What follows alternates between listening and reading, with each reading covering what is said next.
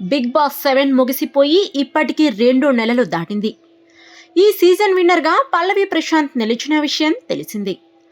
రైతు బిడ్డ ట్యాగ్లైన్తో ఎలాంటి అంచనాలు లేకుండా అడుగుపెట్టిన ప్రశాంత్ విజేతగా నిలిచాడు. తన స్ట్రాటజీతో గేమ్ ఆడుతూ ప్రత్యర్థులను ఎదుర్కొంటూ ఒక్కో మెట్టు ఎక్కుతూ విజయాన్ని అందుకున్నాడు. విజేతగా నిలిస్తే వచ్చే ప్రైజ్ మనీని పేద ప్రజలకు ఉపయోగిస్తానని పలుమార్లు చెప్పాడు. ఇప్పుడు ఆ విషయంపై సోషల్ మీడియాలో వైరల్ అవుతుంది. దీంతో ప్రశాంత్ కూడా రియాక్ట్ అయ్యాడు.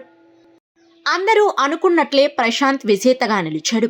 రోజులు గడుస్తున్నా అతను ముందుగా చెప్పినట్లు ప్రైజ్ మనీ నుంచి రైతులకు సాయం చేసినట్లు కనిపించలేదు.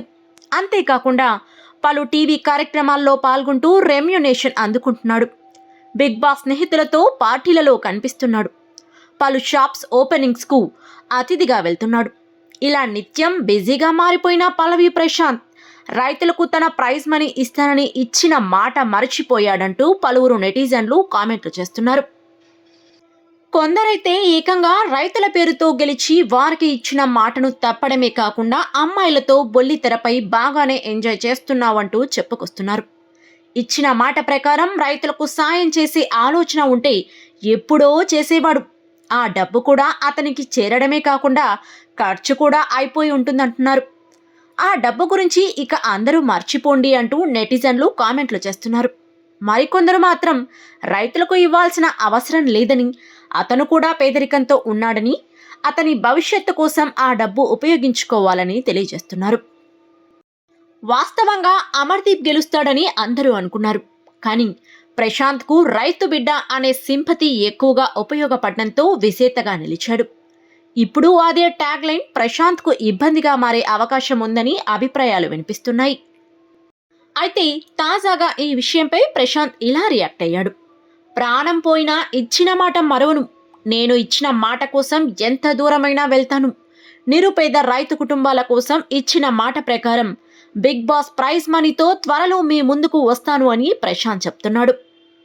అయితే బిగ్ బాస్ విజేతకు 50 లక్షల రూపాయల ప్రైజ్ మనీ అని ప్రకటించారు.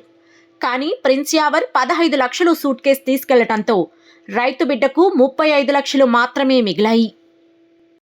అందులోనూ ట్యాక్స్, జీఎస్టీ పోగా అతడి చేతికి దాదాపు 17 లక్షల రూపాయలు మాత్రమే అందనున్నట్లు తెలుస్తుంది.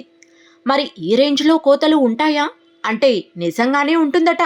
బిగ్ బాస్ తెలుగు 5వ సీజన్ విన్నర్ సన్నీ స్వయంగా ఈ విషయాన్ని బయటపెట్టాడు.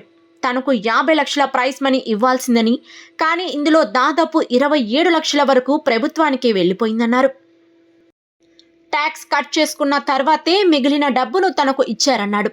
ఇప్పుడు ప్రశాంత్ ఇచ్చిన మాట ప్రకారం ప్రైజ్ మనీ పంచితే ఆయనకు అదనంగా వచ్చిన మారుతి బ్రెజా కారు, 15 లక్షల విలువ చేసే వజ్రాభరణం మిగిలినట్లు అవుతుంది. ప్రశాంత్కు బిగ్ బాస్ నుంచి ఒక వారానికి 1 లక్ష రూపాయలు రెమ్యునరేషన్ అందుకున్నట్లు సమాచారం. అంటే 15 వారాలకు సుమారు 15 లక్షలు ఈ రూపంలో దక్కినట్లు అని చెప్పవచ్చు.